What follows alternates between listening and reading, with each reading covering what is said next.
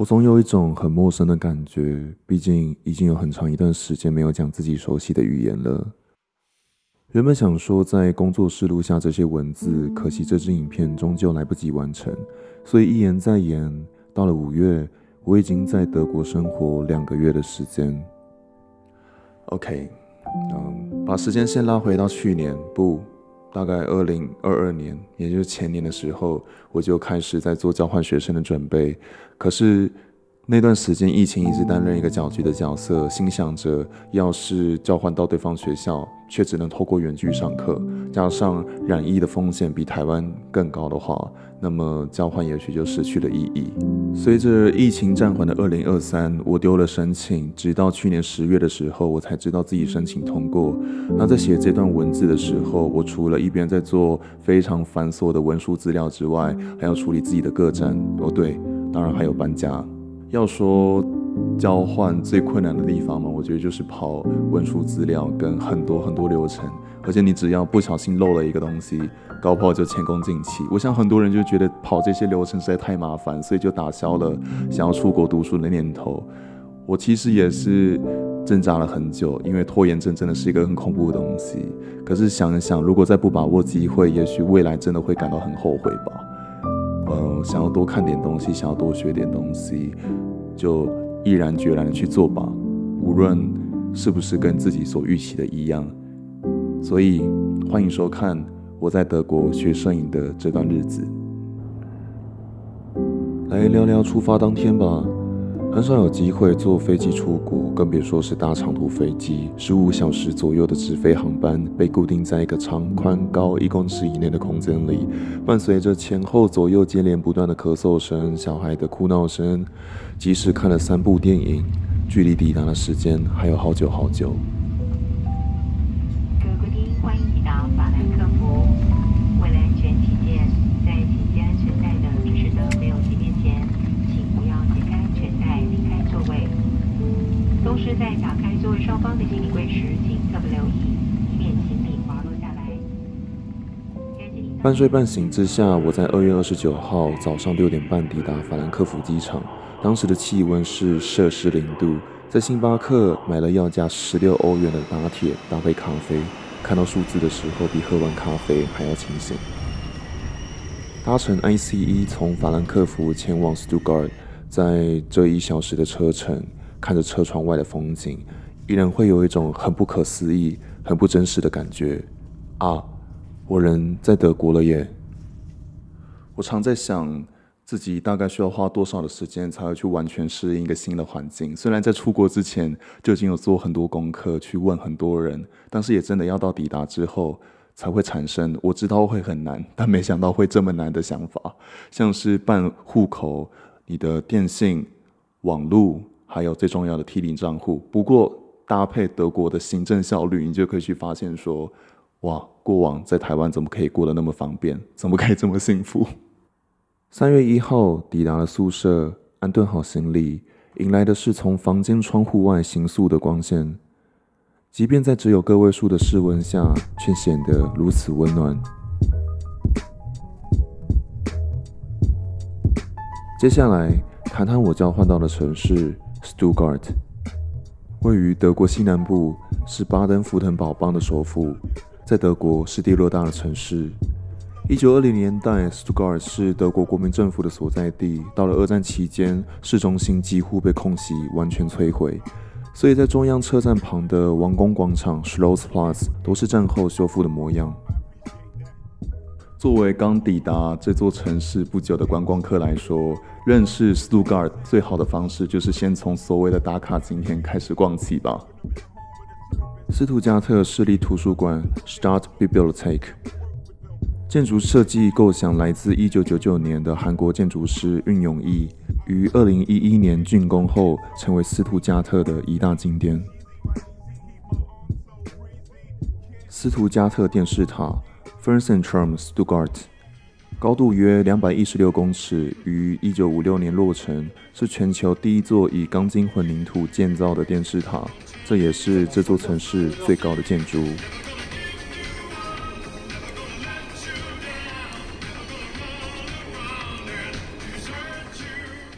搭配有趣的电梯音乐到顶端只需要36秒的时间，然后便可以远眺旧城区以及黑森林的风景。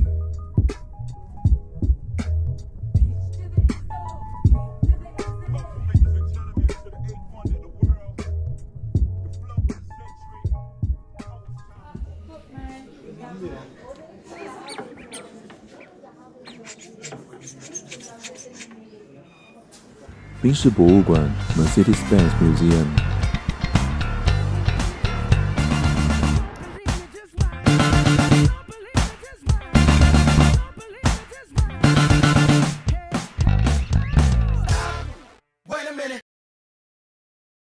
宾士博物馆则建立于2006年，记录着宾士和汽车业的历史，以及展示从复古到现代的成型。我可以了解说，拍摄这些空间的影像，便是掉入了所谓媚俗的视觉再现。但作为一位交换生，同时也是观光客的双重身份而言，这些被列在 Stuttgart 清单上的景点，似乎就是建立自己对于这座城市印象的起点。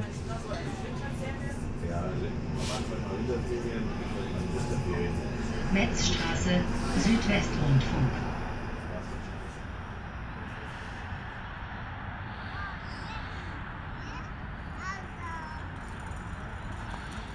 如果要说自己最喜欢上述哪个景点，我觉得他们都不会比得上距离宿舍10分钟入城的公园。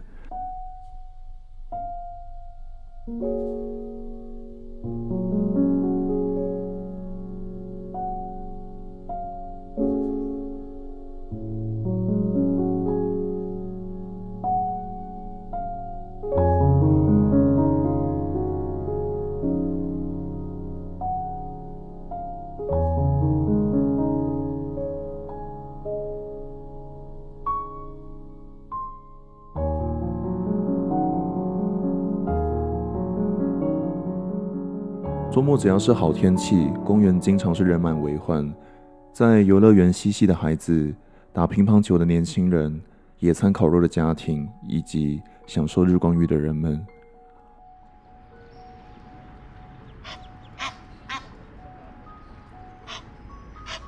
交换的时间刚好会越来越接近夏天，所以德国的日照时间也会越来越长。在4月、5月的时候，几乎到晚上9点，天都还是亮着。这是过往在台湾难以体验到的部分。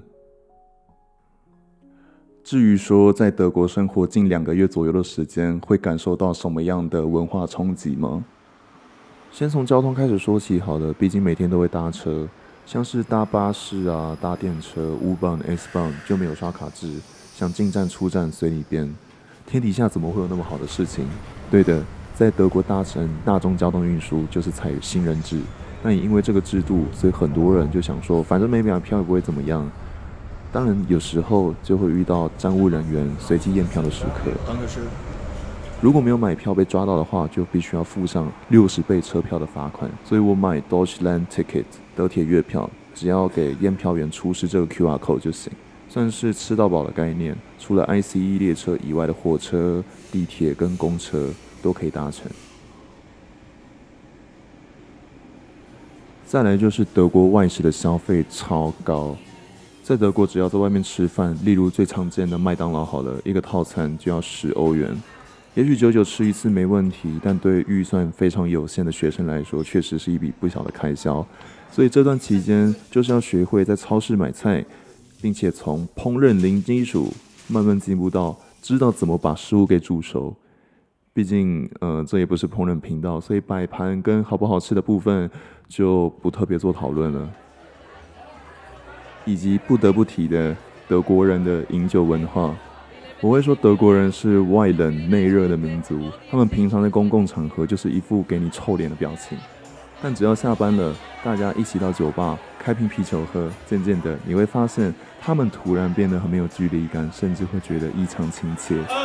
Shimmy, shimmy, yeah, shimmy, yeah, shimmy, yeah. Swalla la la. It's my life, it's now or never. I am gonna live forever. I'm fire.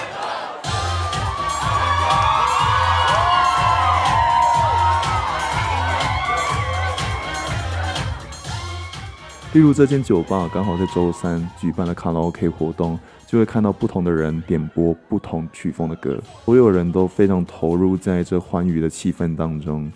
德国真的是一个反差感非常大的国家。然后还有一个我个人觉得无论过多久都无法接受的部分，就是所有的影视作品都会变成德语配音。印象最深刻的是被很多人推荐去看温德斯今年上映的电影《我的完美日常》（Perfect Days） 之后，坐快1小时的电车去有场次的戏院。当电影开始播放时，你会觉得不太对劲。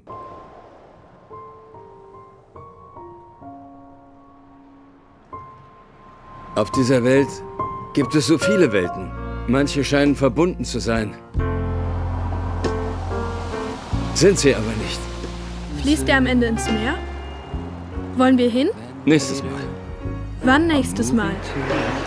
Nächstes Mal ist nächstes Mal. Und jetzt ist jetzt. 所有的日本演员都开始讲德文，这是一个非常违和的事情，所以全程都在出戏的状态下把电影给看完。最后是关于音乐，也就是 Techno Music。Techno 一词顾名思义，这种曲风具有强烈的科技感，同时也带点迷幻色彩。各种合成器产生的变化不时穿插着 DJ 的沙碟，仿佛有种漂浮在其中的错觉。在1989年柏林围墙倒塌之后，新一辈的年轻人在 Techno Music 当中获得了救赎。在这几个小时中，所有人忘掉了工作纷扰，没有历史重担，也不会有人际间的戒备。如果来到德国，我非常推荐大家去体验看看。前阵子我到柏林旅游，去了一间非常有名的叫做 Tracer 的 Techno Club 的时候，有2位观众问我来自哪边。当我告诉他们我来自台湾的时候，他们2个异口同声的问道：前阵子在台湾发生的地震，你的亲朋好友都安好吗？我想这应该是最近来自陌生人最暖心的一句问候吧。在抵达德国的前几周，我经常带着相机在午夜的市区闲逛，边播放着在 SoundCloud 找到的德语老舍，透过行走的方式体会 Stuttgart 夜晚的街头。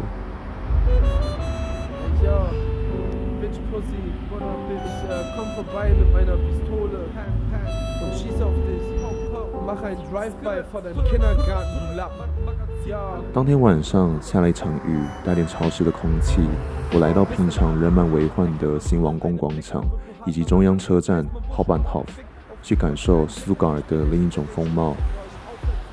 对，另一种风貌。只要看到情况不对，迅速离开就对了。台北的生活节奏很快，这点不可否认。只是我意识到它快的还有一个点，就是因为太方便，自己便会不知不觉的加速，耗尽大量的体力去把行程给塞满，即使到周末也还在赶工。到德国之后，不确定是因为个人能力受限还是什么的，不过相比在台北，我有意识到节奏变慢了，而且慢了好几个档次。因为超市跟各大店家都会在周日休息，所有的采买、搬东西还是业务什么的都会停止。只要看到空荡荡的街道，就知道今天是周日。我的理解是强迫自己休息，可是这对德国人来说就是理所当然。这几个月的时间，在生活本质层面有了彻底的改造，也慢慢建立了一个观念是：忙碌不代表会过生活，能够把日常大小事都处理好，才叫会过生活。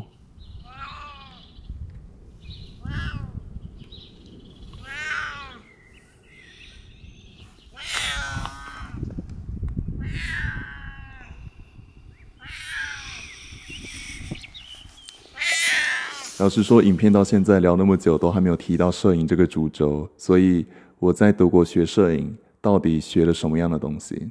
我所交换的学校 Mills Academy 距离宿舍大约20分钟路程，校园面积跟1600公尺的操场差不多大，全校师生200人左右，所以很容易就可以认出彼此是谁。基本上我修的课程都跟摄影有关，包括一堂周3整天的摄影专题课，从上午9点半到下午4点半。课堂内容会是主题拍摄、映式照片、排列顺序、给予回馈、循环。不过跟过往在北医的摄影课会有什么明显的差异呢？我会说有2个，第一个是跟同学之间的互动，再来是自己拍摄的心态也会有很大的不同。同学们蛮踊跃表达自己的想法，而且对自己的观点非常肯定，跟他们的对话之间就可以感觉出来，他们很知道自己要怎么去执行他们的创作，即使完整度不一定很高。加上同学们他们都来自不同的文化背景，所以你不会在他们的照片当中看到同质性很高的东西。不过也因为这样子，就会更让自己去思考说要怎么样去展现自己的独特性，要怎么样可以让他们知道我是来自台湾的创作者，这是一个来自台湾的创作者所拍出的照片。德国面积足足有台湾10倍大，所以这更让我产生到不同城市旅行的动力。拍摄废墟空间就会是认识德国的其中一种方式。某天，我坐着 S-Bahn 转了几班公车，穿越几只凶猛的动物们，然后艰辛地在森林障碍赛中匍匐前行了许久。终于，我抵达距离 Stuttgart 大约3个小时，位在北部黑森林的 Charlottenhill， 海拔高度620公尺处，有着一间废弃疗养院。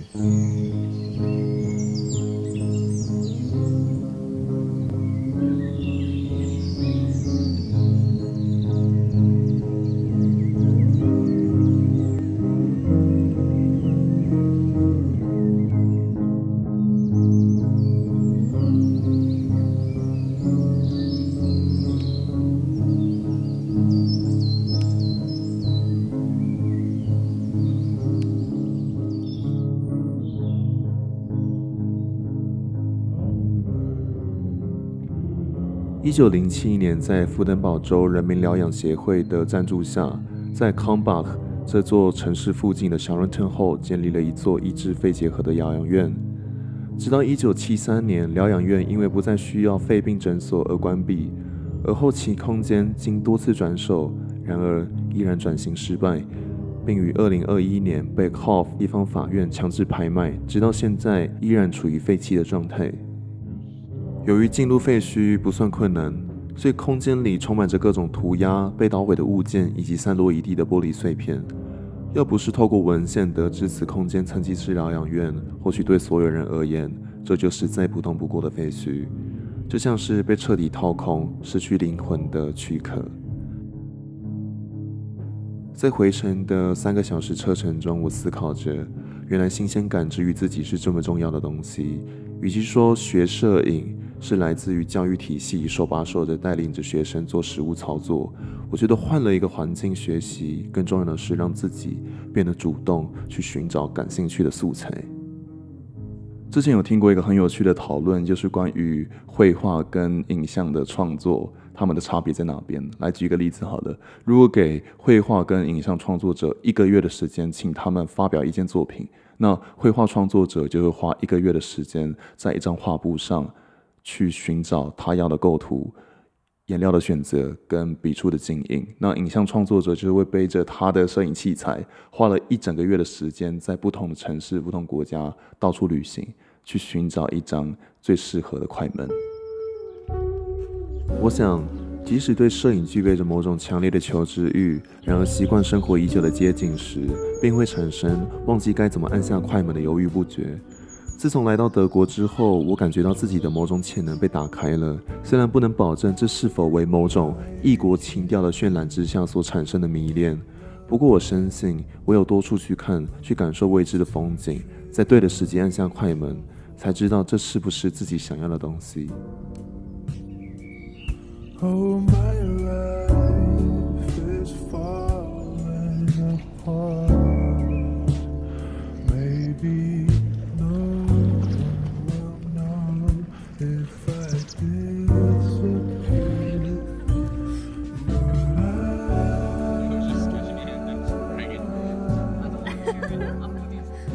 But 某个周末，我跟着交换生们来到德国的最南端，在可以远眺瑞士山脉的草地野餐、晒日光浴，在水温只有个位数的博登湖游泳。我有感觉到自己变开朗了，比起过往一周7天都像无头苍蝇般的忙得不可开交。自从来到德国，我跟德国人学到了宝贵经验，就是能够把工作跟休息分得很开，唯有如此，才会有更强大的动力投入在工作上。在完成这部影片的时候，距离交换结束还有约莫4个月的时间，学期还很长，之后还会有底片跟暗房实作心得等着各位。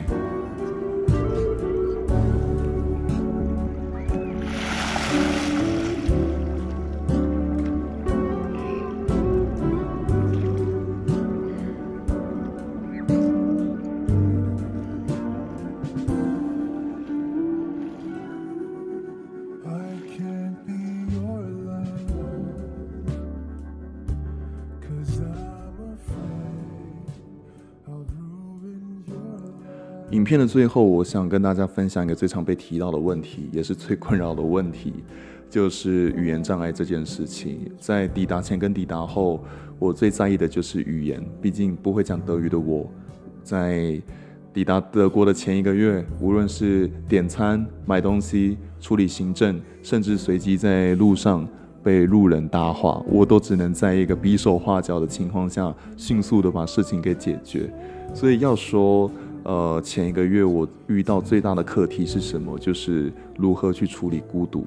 毕竟，这不是你所熟悉的地方，你无法讲自己熟悉的语言，所以很多事情它都是在一个绑手绑脚的情况下度过。孤独真的是一个很恐怖的东西。